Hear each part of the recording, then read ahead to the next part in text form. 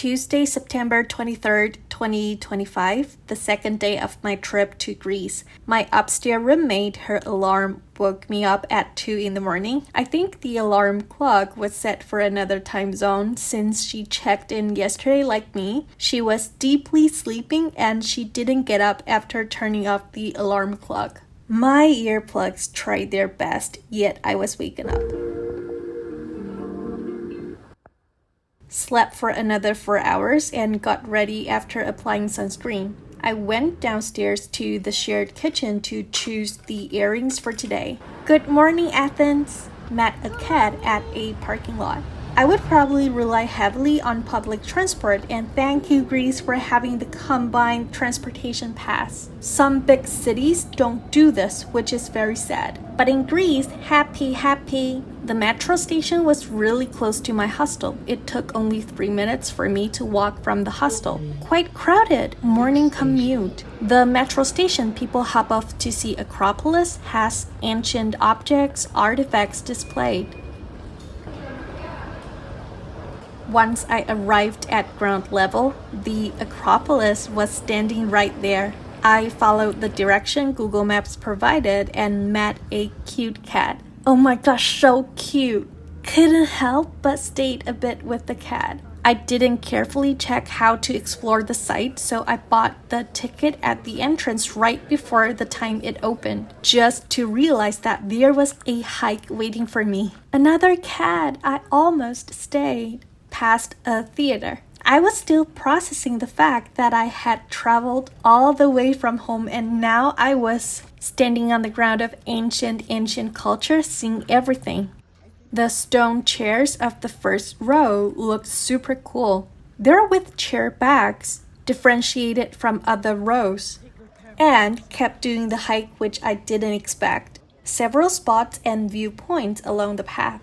Magnificent rocks look like the base of the Acropolis, and I believed that was the one everyone's heading to. At the time, I wasn't very familiar with the English names for the attractions. I did my research of Acropolis mostly in Mandarin. The view was already breathtaking, even if it was only half of the uphill journey. The entrance-looking section was so crowded, and I found a set of stairs nobody took. The stairs seemed solid. Look how high we climbed. Wow, it was kind of obvious that we were about to witness something remarkable throughout human history. Again, look how high we were at. The construction crew office was here as well. Does that mean they had to hike the site every time they came to work? And here's the building people from all over the world are visiting Athens for. The crew was working on the project, probably for maintenance purposes. A forklift going through the regular path for tourists. The view was astonishing. A team member was carrying a ladder. This marble bench was very cold. They set up a track for construction work. The crew would sometimes be on break. That's the entrance over there. I wondered what that is. Another historical building's component? There was a vending machine selling drinking water bottles and the price was extremely reasonable. They could have sold one for €2 or at least $1.50 at least, wooden sticks placed between big rocks. Looked like a kind of dessert. Were the sticks set for protection or for easier movement or for both? This was the entrance of this level. And I think those ceiling rugs with sharp edge were inserted by this generation. All of a sudden, people mountain, people sea. A tree. I don't have any background knowledge of it. Maybe it's indeed just a tree. It had been 1.5 hours since I entered this place, yet there were spots I hadn't had a look. Totally forgot why I was touching the battlements. Maybe I was appreciating the texture. I still feel miracle about having visited this place in person. It's so famous and I had never been to Greece. Crowds of people were heading down. Just to realize the solid stairs I took were actually assigned for people heading down. My apologies. I thought it couldn't be more crowded when I was climbing up earlier and I was wrong. There's a big rock with no plant cover. I wanted to go, but I wasn't sure if I had it on my schedule paper. As I usually do, I didn't look into every details before the trip so that I could enjoy surprises and exploration. Was leaving, but noticed places on the board that I hadn't checked. Wow, so here's another theater. And why the seats look so polished? The whole area must have been renewed, right? And I was there when filming the last clip. A quiet section with less people, getting quite close to the big rock. There was a path for special requests. Peaceful. Golf carts were operated for people with special requests. I spent 2 hours and 20 minutes here, and I think it was worth every penny. Don't have the desire to spend 30 euros and visit again though. I could not believe how cute this police car was. A park with free entry near the Acropolis. The roads between the Acropolis and the park were used by buses and vans to disembark passengers. Citizens walk their dogs here, must be a good park. The sign was available too. It's exactly what I was heading to. Some say that Socrates had been jailed here, but the information has not been confirmed. It's really difficult to imagine that someone was once imprisoned here. 2 paths, both going upwards, and I chose the rougher one. Ended up realizing they met again before arriving at the top. This view was so incredible. I asked a couple to take a film picture for me, and I took pictures for them as well using their digital camera. Lovely memories. The view on the other side reminded me of Calton Hill in Edinburgh. I was right there earlier. Did ancient people stare at the Acropolis from this exact point as well?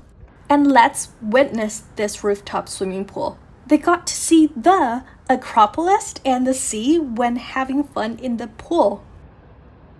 What a life! Spent my whole morning here and it was time for lunch.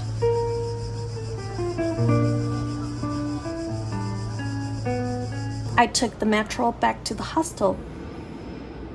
Took a short break, left my jacket in the room, and went to a restaurant I walked past yesterday after I had skewers and tzatziki for dinner.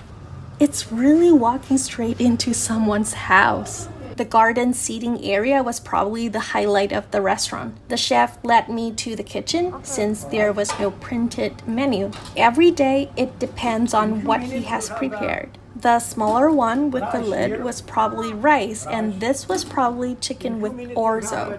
Stewed vegetable, chef was having it as his lunch. I eventually got a portion of meatballs and some bread. I initially wanted to have the moussaka, which I did saw pictures on Google Maps uploaded by their customers, but like the chef said, the actual menu depends on what he prepares. I regret it immediately. The portion was too large. I wouldn't be able to finish the whole loaf. White sesame seeds were all over the bread. I'm not a fan of sesame seeds at all, but this combination was acceptable. As for the meatballs served with stewed potatoes, the chef said that it's called beef steaky.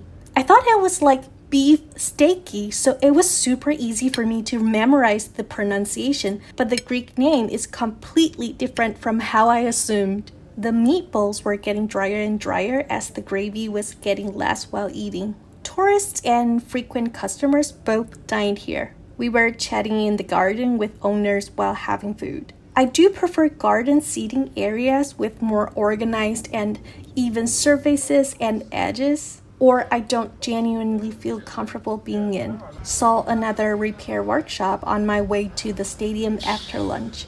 I sincerely admire how serious Athens is about fixing people's vehicles. Taking bus 4 to the stadium. A driver parked his bus 4 there and friendly instructed me to wait here. He said he wasn't sure which bus 4 would depart first, his bus 4 or his coworker's bus 4. I waited for 5 minutes or less, and that driver's bus 4 came to the bus stop. People boarded the bus and we waited for a while before the driver finally came back to his driver's seat. Hopped off around 3 p.m. I was so excited to visit this place. Wow, this is so cool. I wanted to pay with my 100 note or 50 euro note, but they were rejected by the cashier. I still cannot believe it.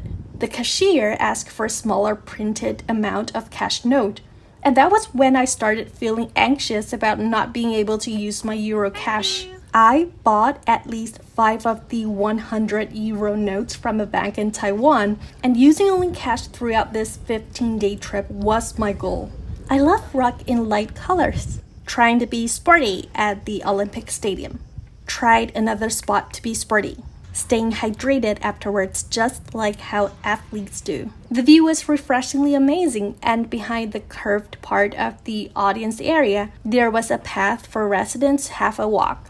The massive logo, and several flagpoles standing beside it. The entrance of the museum was over there. It's a great place to avoid the heat, but there was no toilet. This museum was more like an exhibition. Athletes are so cool. Annual torches fixed on the wall. The rays of the sun are concentrated with the use of this kind of concave mirror, and the high priestess lights the torch. I was just reading the description, the museum. I went to take the tram, but the train station location was inaccurate on the Google Maps, so I missed one tram and waited for a while until next one arrived. The station was really close to the National Garden. It had been a long day. Another vehicle repair workshop. Bought a bag of pads from Carrefour. 28 pads were a lot of pads regarding that my period was ending soon, but it was the cheapest option. And they had smaller portion of Greek fresh milk, so that I might be able to finish one bottle without leaving it in the public fridge. Came back to the shared kitchen and had the fruit and milk. The best fresh milk is still the one I had in Italy. Finally, it's time to do my laundry. The laundry service provided by the hostel cost 5 euros, and the laundry would be sent back in the evening a day later. I was checking out tomorrow, and I thought I'd try to do my own laundry. And okay, nightmare started. 4 euros for a 24 minutes wash. Free detergents, which was really nice.